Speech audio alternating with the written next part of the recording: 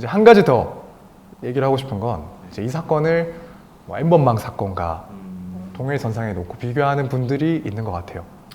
근데 사실 그렇게 비교할 수는 없다고 생각해요.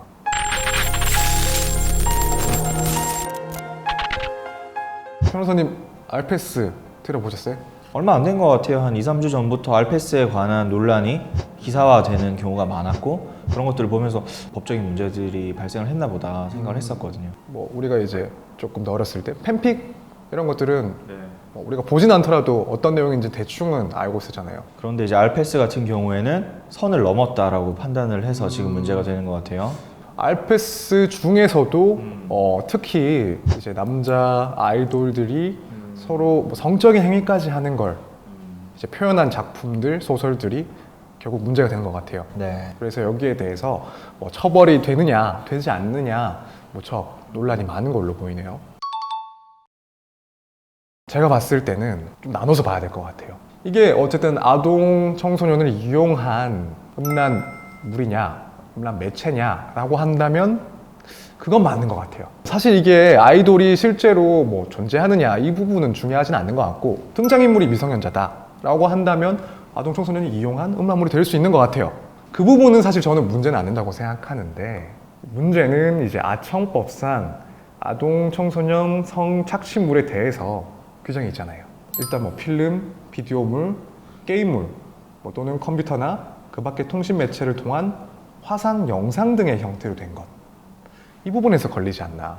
소설이 과연 뭐 이런 화상 영상, 뭐 필름, 비디오물, 게임물 여기에 해당되느냐? 사실 소설의 형태이기 때문에 이렇게 비디오물에 판단된다고 볼 여지는 없고 뭐 영상 등이라고 돼 있기 때문에 물론 이런 일체의 어떤 그런 작품들을 다 그런 형태들을 띠고 있는 것들을 포함한다고 볼 수도 있겠지만 사실은 좀 성격이 다르잖아요. 그렇죠. 화상 영상 그리고 소설을 동일선상에 바로 비교하고 볼 수는 없을 것 같긴 하거든요. 사실 법률 같은 경우에는 뭐 이렇게 불리하게 해석을 할 수가 없기 때문에 처벌 대상이 되는 사람한테 불리하게 해석을 할 수가 없기 때문에 또 여러 가지 뭐 그런 식으로 처벌을 하게 되면 또 부가적인 문제들이 발생할 여지가 있죠. 사실 저도 이 부분에서 판단이 조금 쉽지가 않을 것 같다는 생각이 듭니다.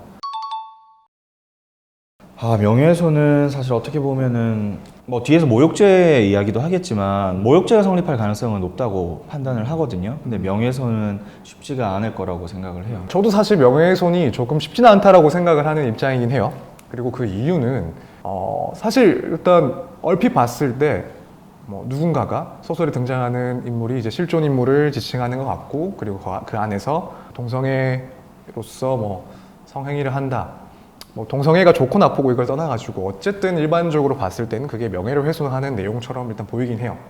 그런데 이제 반대측에서 주장하는 내용이 이게 이런 소설들은 누가 봐도 사실이 아니고 허구의 소설인데 과연 이걸로 여기에 등장하는 인물들, 그 인물들이 지칭하는 뭐 연예인들이 명예를 훼손당할 만한 위험이 발생했다고 볼 수 있느냐?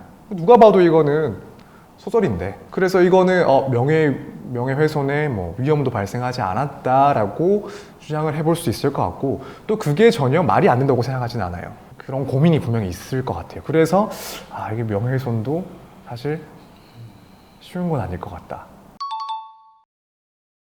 이제 남은 거는 뭐 모욕죄 네. 아니면은 뭐 정보통신망법 위반, 음란물, 유포 이런 것들이 될 텐데 이 부분은 어떻게 보이시나요? 우선 모욕죄는 성립할 가능성이 높다고 생각을 하는데요. 모욕죄 같은 경우에는 한 사람의 사회적 평가를 저하시킬 수 있는 그런 모욕적인 언사를 하는 경우에 성립하는 범죄잖아요.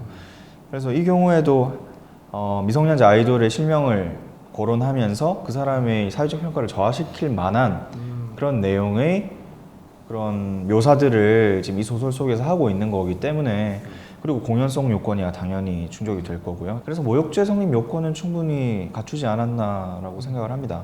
이게 사실 변호사들 입장에서 좀 그런 게 있지 않나요? 명예훼손이 모욕죄보다 조금 성립이 어렵고 반대로 이제 모욕죄가 조금 더 성립이 간편하다? 뭐 그런 느낌이 없지 않아 있잖아요, 그렇죠? 그래서 모욕죄는 또 명예훼손과 달리 성립될 수도 있지 않나 이렇게 생각이 들긴 하는데 근데 이제 사실 이게 모욕죄가 또 친고죄다 보니까 과연 이게 또 뭐 연예인이나 소속사에서 문제 제기를 할 것인가?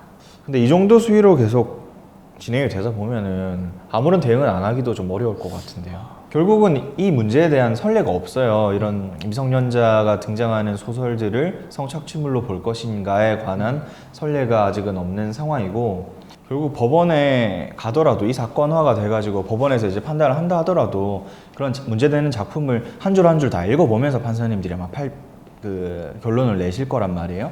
그래서 저희가 뭐 알페스라는 장르 전체가 범죄가 된다라고 말씀드릴 수는 없고, 그 개별적인 작품들의 그런 묘사 수준, 수위 같은 것들을 판단하고 여러 가지 뭐 맥락이라든지 뭐 실존 인물을 완전히 그냥 지칭을 해서 그 사람에 대한 사회적 평가를 저하시키고자 하는, 아니면은 어떤 성적 수치심을 주고자 하는 그런 의도가 느껴지는 글이라고 판단이 되었을 때 처벌이 되는 거고, 그게 아니라 그런 어떤 뉘앙스나 맥락이나 이런 걸 봤을 때 막 이 등장하는 연예인들을 너무 좋아하는데 그 표현 방법이 좀 잘못된 수준에 불과하다라고 판단을 한다면 법원에서도 판단이 분명히 달라질 것 같아요. 그래서 그 내용이 가장 중요하다는 말씀을 드려야 될 것 같습니다. 이제 한 가지 더 얘기를 하고 싶은 건, 이제 이 사건을 뭐 N번방 사건과 동일선상에 놓고 비교하는 분들이 있는 것 같아요. 사실 그렇게 비교할 수는 없다고 생각해요.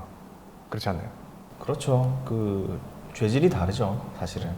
뭐 일단 뭐 이게 죄가 성립되는지 안 되는지 논란도 있는 상황이기도 하고, 사실 이게 정말 문제가 있다고 하더라도 분명히 이건 N번방 사건과는 결이 다릅니다. 네, 실제로 피해자들이 존재하고 또 그 피해가 상당히 중하고 그런 사건을 이제 이 논란거리에 대해서 이것도 마찬가지로 N번방 사건이다 라고 주장하거나 이야기하는 것은 많이 지나치다. 이상하게 이 성대결 구도로 가고 있어요. 그런데 이제 그런 분위기를 일단은 좀 벗어나서 우리가 조금 더 이성적으로 판단을 해본다면, 방금 제가 말씀드린 것처럼 이건 뭐 일종의 N번방 사건이다 라고 주장하는 것은 좀 잘못된 것이다, 이렇게 생각을 할 것 같습니다. 지금까지 이제 알페스에 대해서 한번 저희들의 의견을 얘기해 봤습니다. 또 다음번에는 어떤 주제가 될지는 모르겠지만 또 다른 이슈와 논란들을 한번 다루도록 하겠습니다. 지금까지 서정민 변호사, 민지환 변호사였습니다.